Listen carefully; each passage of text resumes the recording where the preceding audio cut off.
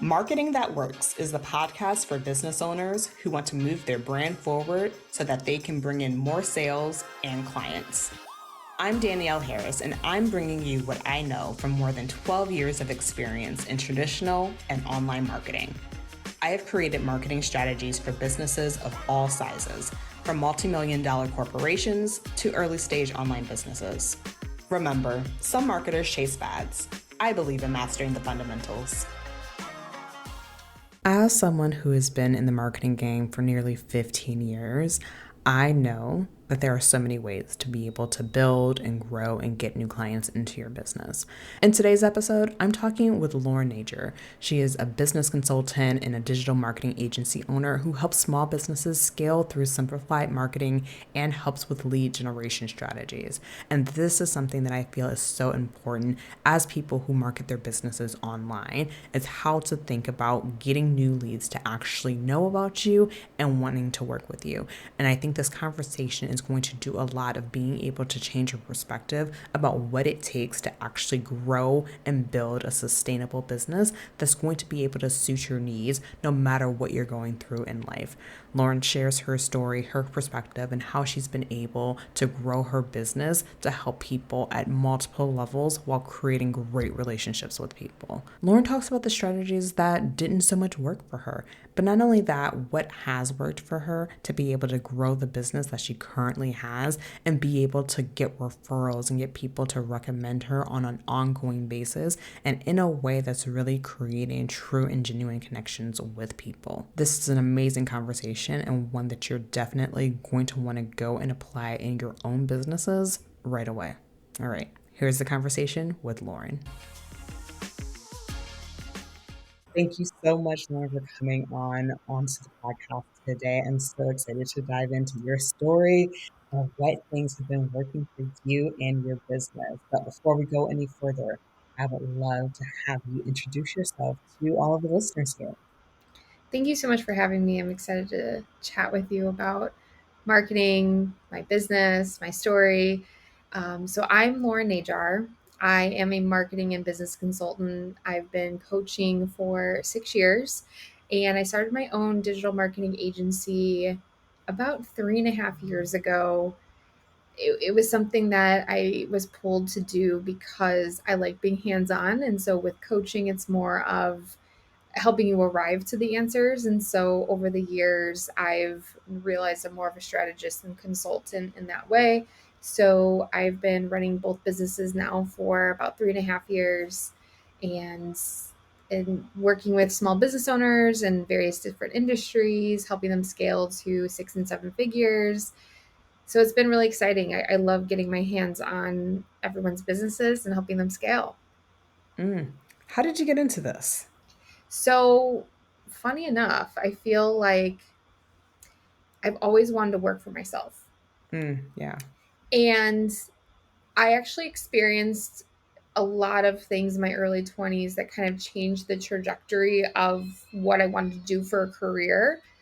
I'm a two-time cancer survivor, so it's a little bit Mm, about my story. And so when you experience something like that, it kind of becomes that there's more to life than pursuing something that's very stressful. And I was in the banking and finance industry, and I really wanted to pursue a very stressful finance career, be a stock trader, do those kinds of things.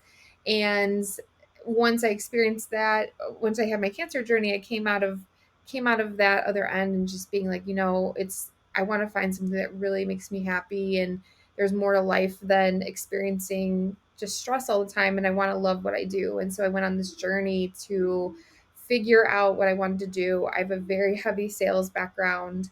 I like talking about money. I like talking about sales. And I realized I'm actually very good at sales and selling and marketing. And so, long story short, I went through I did a bunch of, I did Beachbody for a while. I did, I think, Herbalife. I did a bunch of little businesses like that where then I just kind of like, I can do my own thing and I can start my own business. And I stumbled upon the coaching industry and realized business coaching was a fit. And so that's kind of what stuck. And here I am mm. 6 years later. Wow, that's a powerful story, a powerful journey that you've gone on, and like you said, just reevaluating life, especially when you go through, diagnosis like you've gone through. I've had friends, family members have similar type of realizations of just like, actually, what am I doing? Let me make sure that I'm doing something that's going to be in alignment for me. So thank you so much for sharing that. As you just said that you've gone through several different iterations of different businesses and things that you've done until you got to where it is where you're at right now, doing business coaching, running an agency. Tell me about some of the things along the way that you're just like, okay, I tried some things and these things did not work for me and for my business.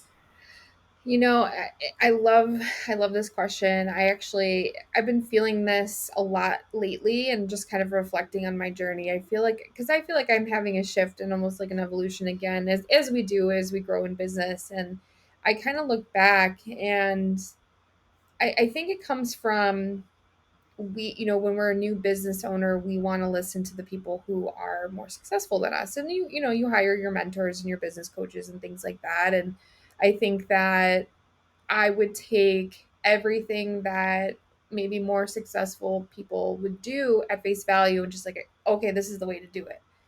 And I was too scared to go the opposite direction. And one of those things was booking sales calls, lots and Mm, lots of sales calls. And I could not do that. Like it just was not like I don't have a problem with having conversations with people, but it was not an authentic way for me to connect with people.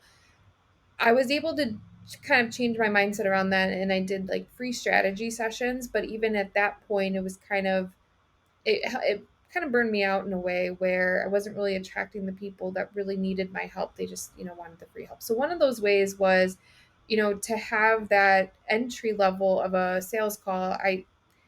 So I don't do those anymore. Like that isn't one of the first ways that people can connect with me. We would connect on social media through DMing. And if we need to have a sales call, we need to have a sales call. But that was something that very early on I I just couldn't get wrap my head around of, oh, I need to do 100 sales calls a month to have these conversion rates. That just sounds so exhausting to me. And I think the other thing is really doing like a long launch. mm, And so if I were to have a program and I would need then to craft 25 emails, run a free challenge, create 50 different posts and have all of this set up for me then to launch in 8 weeks or 12 weeks or 6 weeks, whatever that is. I never like it's not that I definitely had success because I signed clients from these launches, but I was again taking the advice of somebody else using their strategy to try and make it as my own. And I never could fully get behind that. And mm. so I I tried it I think 3 different times in my business over the years where I really gave it my all and went in and did a launch and it's something that I will for sure just say no, like this does not work for me, and that is okay, and that is okay that it works for other people. For me personally, I have to do what's right for my business, and that's not where I've seen the success. As someone who has been in marketing for years and years and years, I have to recognize that there are so many different ways to market and grow your business. And I think, particularly in the coaching industry, we see a limited amount of models around that. And so I think it's very interesting that you're just like, yeah, I'm in the coaching industry and I see everyone talking about the launching model, and that actually doesn't work for me, and I do something else. So I would love to get into what is it that you do and how is that working for you in your business? So I think it's interesting. I'll share that too, but I feel like it's a matter of confidence in owning the strategy that works for you. And that took me Mm-hmm. forever to finally own. And so at the heart of everything that I do, whether that is to speak in the direct messages on social media, through email marketing, it is to build the relationship first and foremost. And that is my bread and butter. That is how I do everything in my business. So that is at the core of my business, where the content I create, how I show up, how I connect, the emails I write, the trainings that I provide, everything is from a standpoint of building that relationship and giving people what I know that they need. And so I'm very clear on that, because I have the real conversations with prospects, with leads, with people that need my help. And so I always have a really great temperature on what my audience needs. And so when it comes to, I think when we think of the traditional ways to launch, we lose sight of that. We lose sight of all of, we have to do all of the things we, it's on a checklist, and we have to do all this content and make sure we're checking all these boxes. But what we lose at the center of that to really have a successful sales run or month or whatever it is, it's actually talking to people. And so everything that I do comes from creating from what people need. And Mhm. again, how you figure that out is building relationships. And so when I do my marketing strategy, I'm creating from what people are basically telling me. And so if you're not having those conversations, then you really are just kind of creating out of thin air. Let's dig into something. You Sure. said that having these conversations with people, and I know that there are a lot of people that are just like, well, I would love to be having these conversations with people. How do I get the people to be talking with me so that I then can start creating to have things that, will be of service to them? But it's just like, but I got to start with something, and just like, and they're not talking to me. So how do I do this? How had you gone about creating those conversations, or getting people to start talking with you and engaging with you so that you can create that relationship and start being of service to people in your content and all the things that you create? I love this question. I love it so much. I get it so often. I I encourage people. So I guess one of the things that I tell people to kind of ditch is a script and an outline. You can kind of, if you're new to this, maybe you utilize an outline. But how I've been trained my whole life in sales is the active listening part is the biggest piece here. You building that confidence enough to have in your own craft and be the expert in your own field, then to make sure you know what questions to ask. And so that might come with practice, and you will practice with that.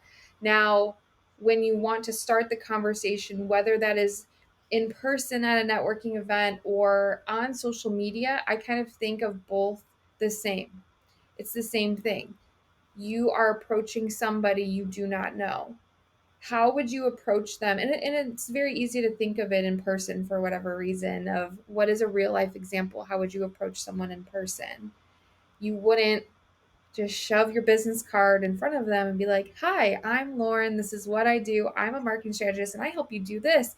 Do you want to go to my website right here?" We wouldn't do that in person. So why would we do that in direct messages? Or why would we really ask very, like, on a hard level of why would we ask like that? So I come from it as, like, approach it as you would approach a real life person. Hi, how are you? And have the small talk conversation, and that is the very first step of building that relationship. Now, obviously, you can have hundreds of conversations a day if you really had the time to do that. Nobody has the time to do that. But that's why, if you are doing some sort of like lead generation within social media, you are targeting certain people, maybe a certain industry, maybe a certain ideal client, and you're seeking those people out. So engagement is very important in this case. Engaging with their profile so they are aware of you. And then simply, one of the easiest things could be if they have a story, say, on their social media. It could be about anything. Reply to that story and just say, "Oh, your baby's so cute," or "Oh, I do that too with my kids," or "Oh, I actually live close to where you're at. Like, tell me more about your vacation." Like, it could be so simple. I think we make it so difficult to actually just start that conversation. And the other thing I think that a lot of people need to do is release the outcome. Not everyone that you're going to speak to is leading to a sale. There are so many other outcomes that happen in that case that you can be a referral partner, a collaboration partner, somebody that may eventually buy from you and it could be a client, or maybe someone that you're going to eventually hire. Either way, it's going to help you in some way if you keep your options open. And so when you release that outcome, you release the pressure of having these conversations as well. So for me, when I have conversations and I'm helping people kind of start that sort of lead generation engagement on social media, that to me is the biggest mindset shift of not everyone you meet is going to be a client, and that's okay, but it could be very beneficial to you in so many other ways. I think that's huge. One of the things that also, whether it's talking about essentially cold DMing people to also every single post that you put out, whether it's a post on Instagram, whether it's an email that you send out, I think a lot of times the thing that we hear a lot is, okay, I did one thing, I posted one thing, and that it didn't get me anything. I didn't get the sale from the one email that I sent out. I didn't get a reply back. I didn't get a sale from the one post that I did. And so taking that same philosophy of the people that you engage with online, not necessarily everybody is going to go through and just say like, oh yeah, like we're now going to be besties. We DM each other back and forth, and they ended up becoming a lead. It's creating relationships and having more people know about you. Mhm. And I've seen it before where it was someone that I was just in passing, talking back and forth with, and they weren't going to work with me, but they did end up recommending me to someone else that they know, and that's like another way that it could come about. And it wasn't until later that they were just like, "Oh yeah, like this other person." I was trying to trace back, like, "Oh yeah, like that's interesting, like that's how that came about." So I think that releasing the expectation is very huge when it comes to that. You also said a big thing about like ditch the scripts. And I think in a lot of times when people think of like, okay, I have to just like send out messages to people that I don't know, cold DMing people. And I've seen it on threads a lot of just like, it looks like someone just sold uh, their script on how to cold DM people because I'm seeing a whole bunch of people with the exact same template going through. Um, like that's a little embarrassing. Like I personally wouldn't do that. I'm just like, it feels a little cringe. And that's what people think about when they think of the idea of being too salesy and going out there. That they're thinking of these copy and paste templates that are just like everyone's doing and it's not doing anything. And it's fast way to get blocked. So you said a really great thing of just be genuine. What are some other things that you are really looking for as you're going through and deciding like, okay, this is a profile that I want to engage with? Because I think that's another thing that a lot of people have questions about. How do you know that this is a person that I should just go through and decide to hop on and engage with versus someone else? Should I just like everyone that's like is kind of relative? I don't know. Like, what is your approach? How do you think about going after potential leads and narrowing them down and knowing who's the right one to go after? So I think there's different levels here, different layers where it depends. I think on how many years of business or years in your industry you've been in, and how many years then you've been online through social media marketing. Because I feel there is a different aspect to, if you had a business, say, or you were in your industry in person versus online. Like online definitely can be a little bit different. I do know that it has, for me, become easier to tell who is my client and who is not my client. And so I will say that that does come with experience, and it does come from having those conversations and being active.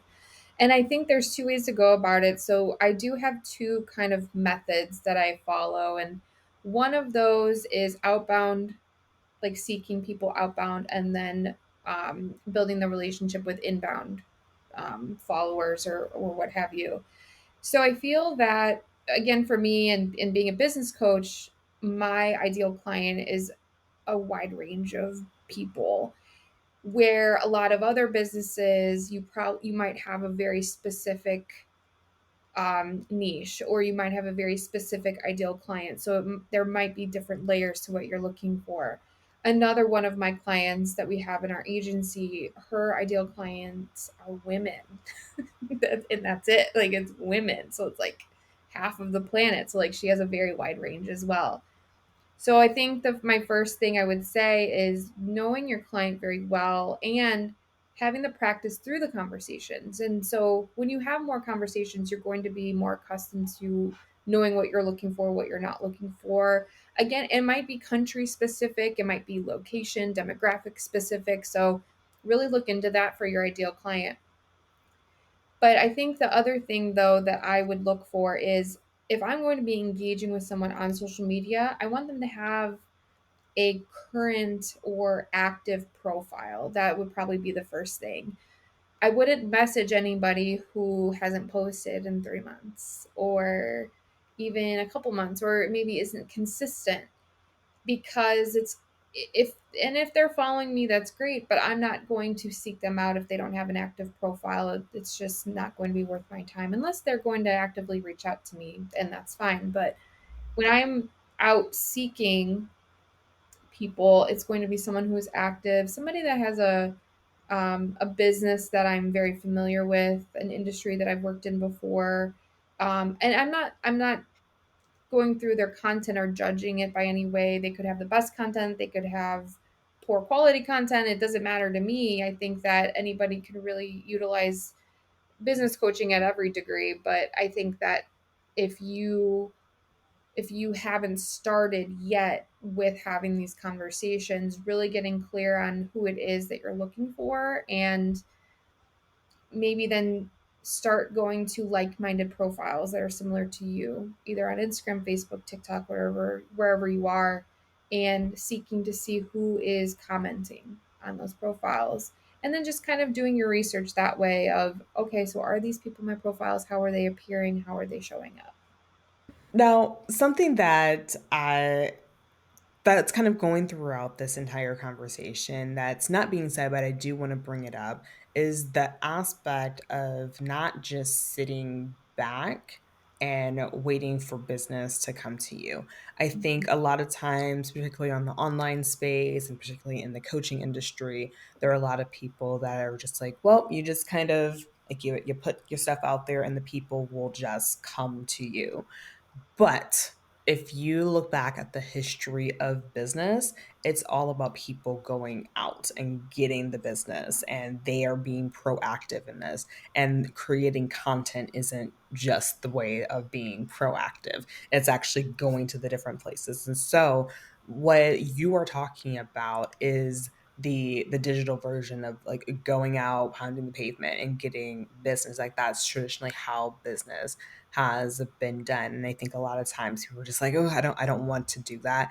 And people are just like, that feels uncomfortable, that feels salesy, that feels all of these different things. But that is the nature of business. And there's one way of about doing it, which is what you're talking about, going out, messaging people, engaging with people. And essentially what you're doing is like you're opening up your net of leads. Things that other people do is going out and maybe they're podcast guesting and maybe they're doing speaking events. All the things that they are doing is introducing themselves to more people that are outside of what they have typically been doing. And I think with a lot of business owners, I think they've been sold a dream of just sit there, create content online, and you'll grow and you'll have a business. And as a marketing person, I'm sure you would agree too, that's just simply not the case. Like that would be lovely if that's all that it Yes. took. And there are avenues where that could be a thing, but you would need to do a lot of SEO optimization so that you'd be searchable. And there's still a good amount of things that you need to do to still just be searchable and have inbound. But there's still other things that you need to do, like creating referral partners, or creating these other things, which are things that you mentioned as part of the cold DMing. Is not just sitting back and they will come. If I build it, they will come. Yes. Some will, some Right. will, but like if you want it to grow to the ways that you really want to, you're going to have to go out and do some work. So for the people out there that have some qualms, like, oh, I don't know, I feel uncomfortable with going out and doing this. What is your take? What is it that you have to say to the people that have doubts or might feel uncomfortable about, the methods that you talk about? I I just need to say thank you so much for saying that, because that is, I feel like that is my biggest well, I feel like that's the biggest reason why people do work with me, because I am so pro outbound and lead generation, and I make it known that I don't care if your content's good. Like, your content could be wonderful, but you're still not going to get Right, sales. people have to see the content in order for it to, like, it doesn't matter if you have the best ice cream in town, if no one knows that your ice cream shop is there, then, like, they're not gonna go to it, so, like, what's the point? Yeah, yes, yes. So I actually have a really great analogy and I always chalk it up to in-person analogies, because again, Mhm. it's easy to visualize this, and this is again something I've been saying for years of how have we built businesses before the internet? And this isn't, oh, I'm a door-to-door salesman or anything. It is going to networking events. We are on the largest networking platforms in the world. Facebook, Instagram, all of these places have billions of people at your fingertips. Why are we not networking, social networking? And so the example I want to paint is, imagine you are going to a networking event, and rather than going to people, introducing yourself, saying hello, you just go and you sit at a table, and you're going to sit there by yourself, and you're going to have maybe a sign, and it's going to say your name, what you do, and maybe something else about your services, right? And you're just going to hold that sign in silence. And again, kind of to what you were saying, maybe a few people will realize you, or recognize you, or come past your table and are curious because maybe of the sign, or maybe how you look, or they want to strike up a conversation because they're passing by. But the majority of people are going to be like, why should I come to you? You're not building a relationship with me. I'm here to connect with everybody else, but you don't want to connect with me. So why should I talk to you? And so it doesn't matter. You can have the prettiest sign, you can have the prettiest outfit on, you can be the prettiest person in the room. But if you're not going to, you can get further, you can make more connections, make more sales when you are actually going out there and meeting people, versus I'm going to sit on an island by myself, wait for people to come. And that's not going to happen. It's not going to go as fast as you want it to. Mm, that's such a good point. Such a good point. And if you are thinking like, well, maybe I should like actually do in person, like to like that connects more with you, like go and do that if that makes more sense to you. But like it's the act of going out and creating connections and relationships. You, Lauren, happen to do that through, messaging people on these social networks. But it's still about going out there and it's still about making those connections, getting more people to know about you and what it is that you do, and you learning about them and what they do. Because it is, if you're doing it well, is actually you have an interest in people and what it is they do, learning more about them and how you could potentially help them and how they could potentially help you, which you said at the very top of this all. So we talked about it, what it is that you liked and what was working for you. How has that grown your business? Like, what type of success and results have you seen because of this type of outreach? I think that I utilize a snowball analogy. I'm all about analogies, I guess, but uh, it's one of those slow burns. It's not going to give you instant virality. It's not going to give you instant results, but it does give you longevity and sustainability, and that's the most important things in business. And so I think that's something people need to realize. Of this strategy is a long term strategy. I actually, right before us recording, I just got off a call of a client that I've been working with on and off for 3 years. And so she has had different iterations of her business, but I've always kept in touch with her and we have built that relationship to where not only is she coming to me for different iterations of her business, but now she's coming to me and actually then also referring people to me. And so that right there is why you build relationships. Another thing too, it's just like the gift that keeps on giving. That would be the best thing to say is when you provide a really great experience, when you actually take the time to get to know somebody, that person is going to remember that experience with you. And so we mentioned building relationships and things like that, but it's also about the experience. They also feel like they are seen, heard, cared about. And I do have like an innate feeling that I do like to get to know people and I do like to know not just what they do, but fun facts about them too, their families, their children, whatever it is. And so I lead with that. And so referrals come all of the time to my business, and that's because of the relationships I've built over time. This isn't an overnight success story. This is I continuously get referrals because of the relationships I've built, and I get to work with people because of the relationships I've built. And when you just start doing that from that point of view, it's going to take some time. But the more people you provide a good experience, great results, and then actually care about them, then you're going to see the fruits of your labor. And it could be 3 months later, 6 months later. It's just going to keep giving and giving.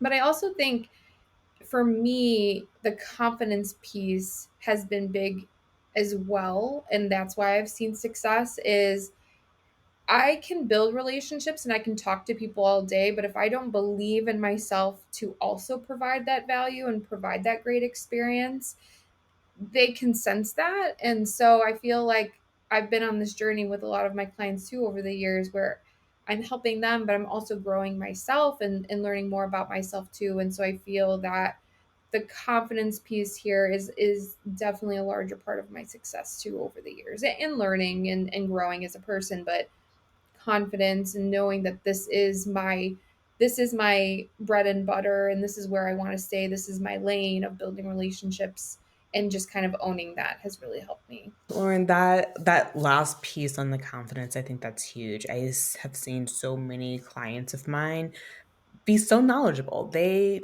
are able to lead workshops, they're able to do so many things, and yet they don't present themselves in a way, or they don't think of themselves in a way that's just exuding the confidence that I know what it is that I'm doing, know what it is that I'm talking about. And that translates in a lot of different areas. And I think, in the sense of, if you want to use your analogy of being at a networking event, why would somebody want to then show up if you're just like, I'm kind of cowering in the corner, versus someone that's just like, oh, they seem open, they seem like ready to go and talk and like open to a conversation.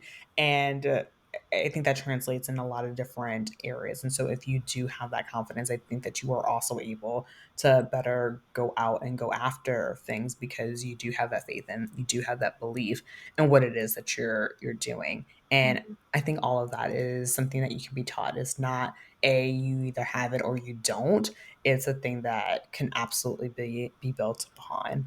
Mhm. Thank you so much for everything that you have shared with everyone. Is there a way that people can get in contact with you? Because I know that you love connecting with other people. What's the best place for people to go about doing that? Best place to connect with me would be on Instagram. It is just my first and last name at Lauren Najar. I do have a Facebook group as well. Facebook groups are still your thing. I know that that might be a little outdated thing, but it is Slaying with Success on Facebook.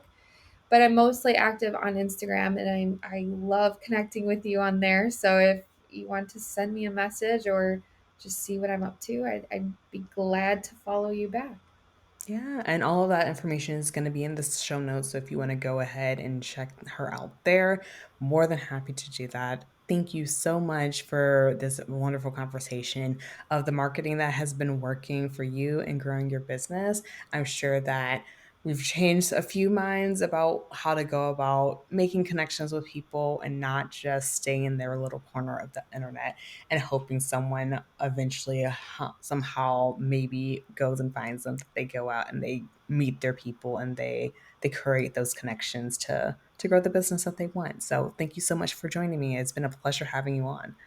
Thank you so much for having me. This was such a good conversation. If you want more marketing that works right in your inbox, head to the show notes and sign up for the email list. You'll be the first to know how you can work with me on mastering your marketing.